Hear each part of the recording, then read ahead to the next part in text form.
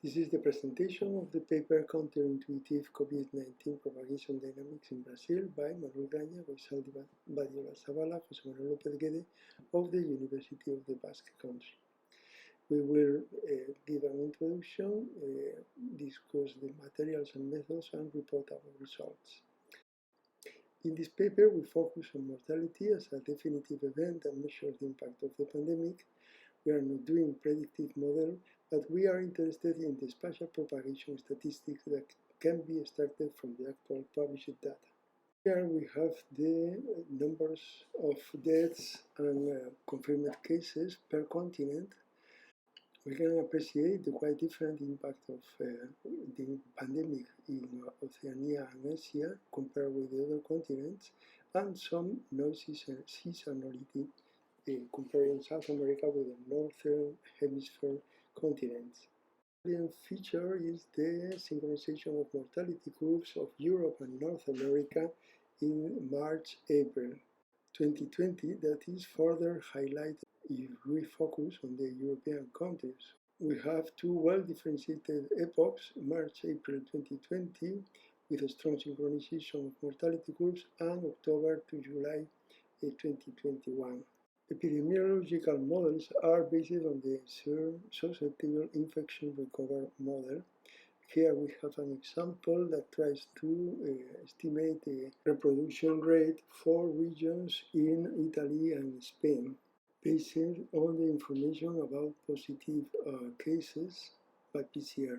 The approach is univariate, considering only one region for each model. An example is this prediction of deaths in Greece without the known pharmaceutical measures imposed by the Greek government. So epidemiological models are univariate. They consider each geographical unit as independent, and the underlying spatial diffusion process is assumed isotropic and homogeneous for the population. Most models do not include reinfections, and the prediction horizon is very short, with prediction uncertainty growing exponentially. In the spatial diffusion of the epidemics, people is moving and colliding, so each collision can produce a new infected people with some probability. Infected people recovers and become immune.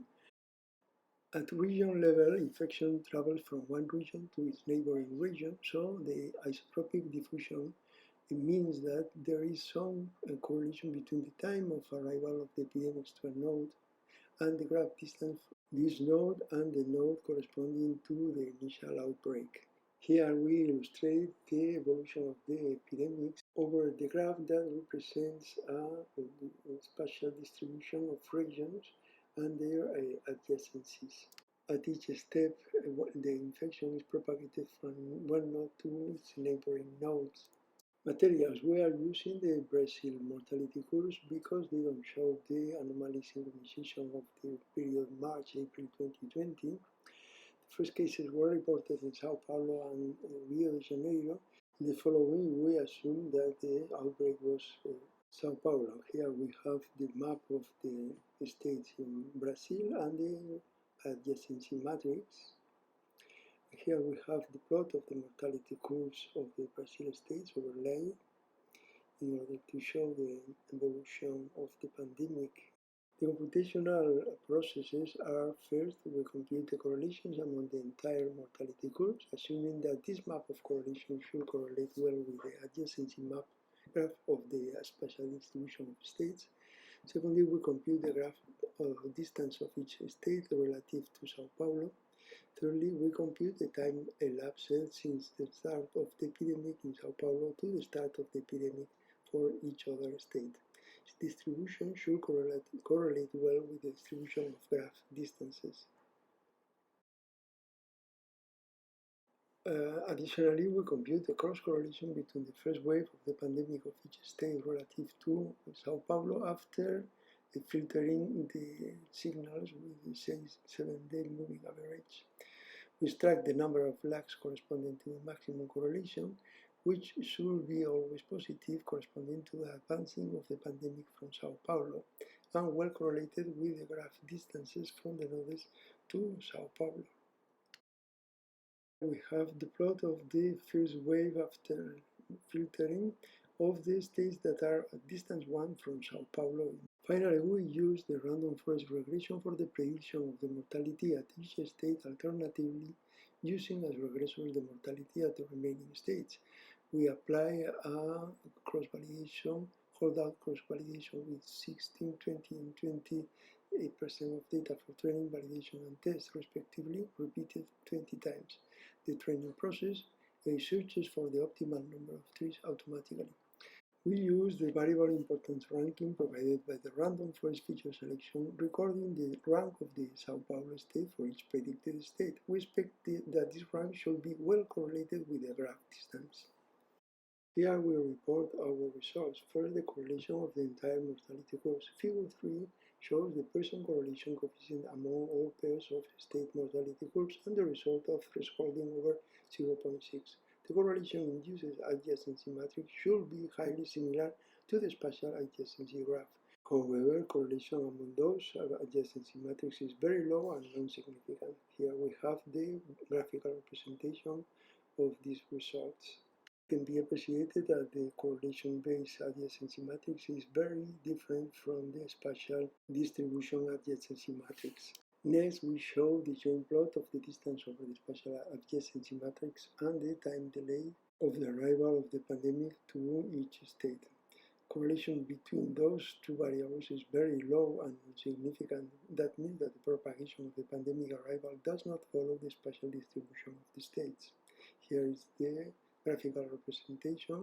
Blue bars correspond to the graph distance and the red ones to the time of propagation of the pandemic. Our next result are the cross-correlation curves of the first waves in the pandemic for each state relative to Sao Paulo. And we have here the plot for the states that are at graph distance 1, 2, 3, and 4. Notice that for some states the number of lags of the peak of the cross correlation is negative, meaning that the prediction is reversed. In this representation, the red bars correspond to the number of lags of the maximal cross correlation relative to Sao Paulo. Negative values mean that the corresponding state is predicting Sao Paulo mortality instead of the other way around.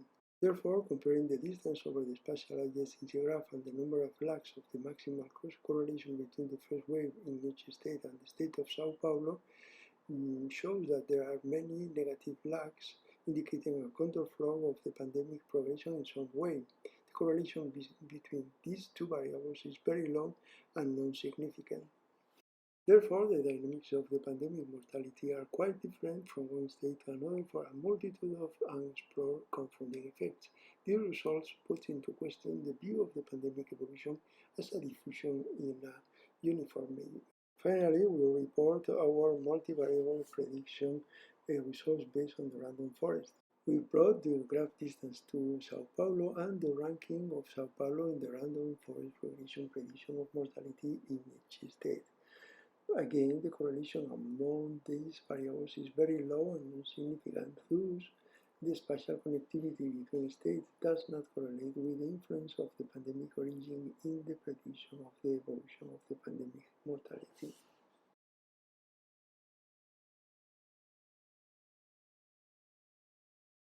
So for our conclusions, first we made the observation that at the beginning of the pandemic, the government imposed strong international travel bans.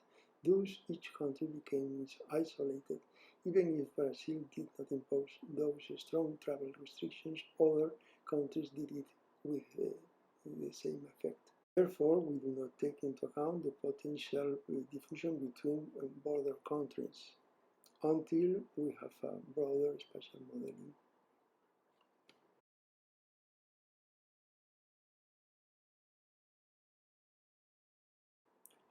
Our conclusion is that the propagation of the pandemic seems to be highly independent of the spatial distribution of the states. Therefore, the results of predictive models that assume a propagation model that is some kind of wave in an homogeneous medium must be taken with caution.